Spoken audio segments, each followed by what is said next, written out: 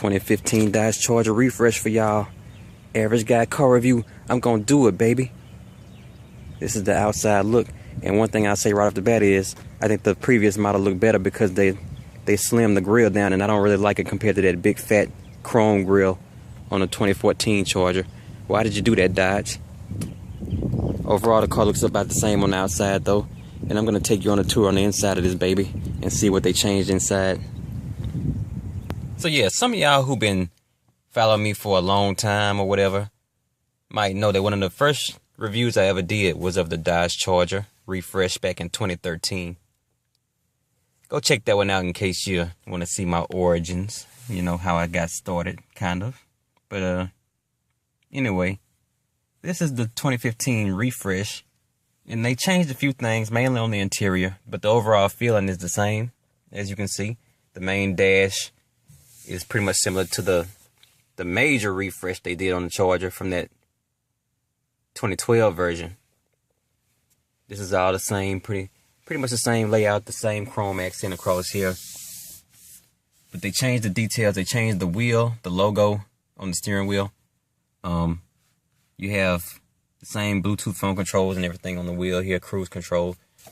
You can still adjust your radio volume and everything back behind here due to these convenient knobs.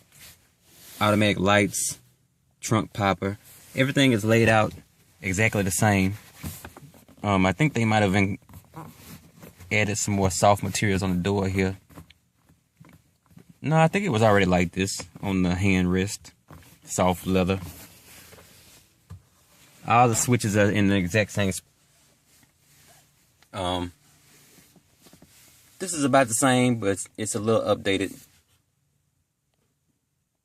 They mainly updated the cosmetics of it, but this is your climate and radio controls. They definitely changed the shifter. It looks different now. Looks a little more sporty and aggressive, and you have to hit this little knob to engage it. You're ready to go. Down here they add this little detail. The Dodge Brothers, designed in Detroit, Michigan. You know, little change holder. Cup holders are the same. Armrest is about the same. You have your change holder. Your auxiliary jacks have been moved to the back. They used to be down in the front. Of course, this lifts up, and you got a 12-volt DC charger down there, and different sections in the armrest compartment. But yeah, they changed that layout. It used to be down in this area towards the front, so that might be more convenient to reach. The seats are a little more contoured. It's a sturdy material. In the upper trim, you might get some nice leather or sport package seats. You know, they usually give you the red and black in the SRT, I think. This is not the SRT. This is more of a base Dodge Charger. So this is what the average guy like me would be looking at in my price range, maybe.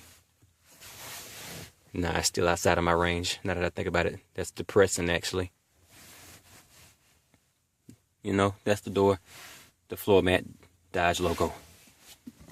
Another Charger down here. The Charger brand name on your glove box. So yeah, it's about the same overall. Just a few tweaks that makes it look a little more attractive inside. I think I actually prefer the old logo they had on there with the little cross design in the chrome. But hey, no big deal. Let me hop in the back and check out the leg room. It's okay back here. It's not the roomiest. You know, it's a family sedan, but you can tell they kind of still want to give it that sporty feel. So when these seats are tilted back, you don't really have a lot of leg room. That's a trade-off. This is for that family man or woman that wants to still be noticed on the road, though. So you make those trade-offs and concessions, you know. Your light above here. I mean, is this really... I never really asked or looked it up, but I'm guessing that this is used maybe to pull yourself out of the car. Because, you know, back in the day, we just used this to hang out hang clothes hangers on from the cleaners, you know, when we got our jeans starched. We would hang them on these little things and just have them in the window to get them home. But now that I think about it, I'm like, what is this for? I guess it's to pull yourself up and out of the car if you have a hard time, maybe. Just a little side question. Down here you got the vents for the rear riders and 2 USB slots. Wonderful. You can get your charge on. The seats are nice and contoured just like the front. And you got that handy dandy hidden compartment with the cup holders for the rear riders.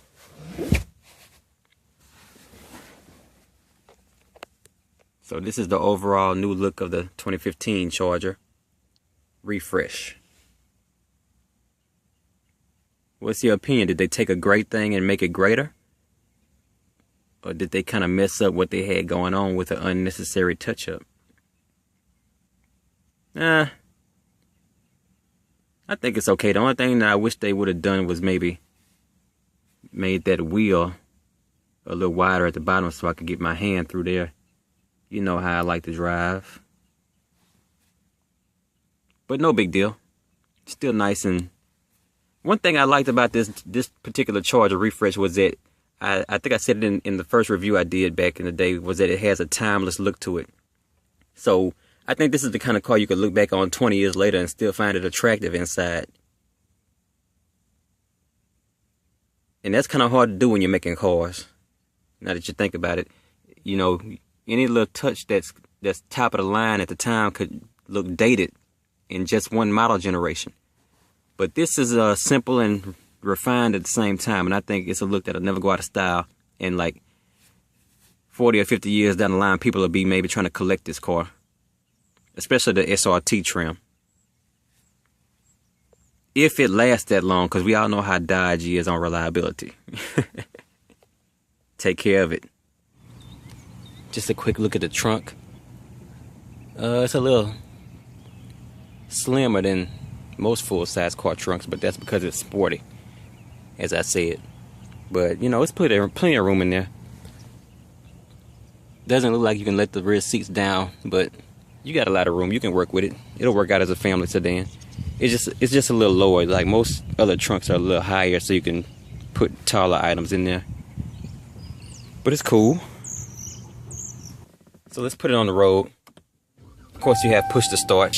The seatbelt warning on this thing does not shut up until you buckle up. So, you know, no point in fighting it. You got to do it. This is another major update. The digital, sleek-looking electronic speedometer and information readings. The radio is about the same. It's still touch operated, or you can operate it with the knobs and buttons. So either way, however you want to do it. Oh, and they're playing my girl Anya. Too bad I can't let y'all hear that, or I'll get a copyright strike. So let's put it in gear. Like I said, you got to hit the knob, shift it back, and here we go. I'm gonna take y'all for a little ride. The Charger has always felt pretty smooth on the road, so I don't expect anything different from this one.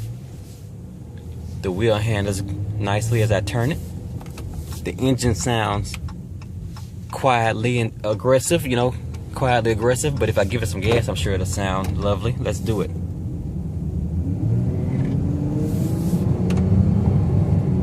Oh yeah. This mug'll throw you back. This is the base trim too. This ain't even the SRT, and it threw me back when I hit that gas. The bumps are being absorbed with no problem. Feels good. They still got that loud sounding steering wheel with this strange leather material that I could do without. I could live without this, you know. But hey, it is what it is. It's got that Dodge Charger engine sound to it. If you're familiar with the last model, it sounds the same. And one of the better Dodge engines that they make, actually. So what's my take on this one? Well, if you're gonna go with a Dodge, there's only a few models that I recommend. As far as SUV, it's the Durango, which unfortunately is being discontinued after this generation, and they knocked it out of the park with this one. They went out with a bang.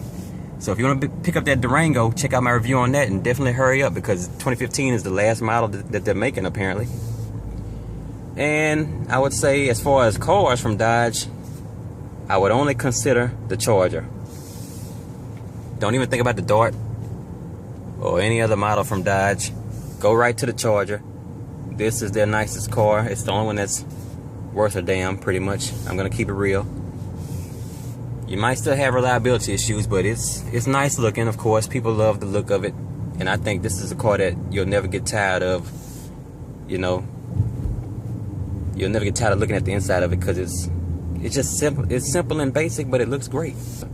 So you won't be unique, but hey, it'll be up to your paint job and customizations to stand out, I guess. So I give the 2015 Dodge Charger a 4 out of 5. I wish they would have left the grill nice and aggressive like it was. I don't know why they felt the need to trim that down, maybe to improve aerodynamics or something.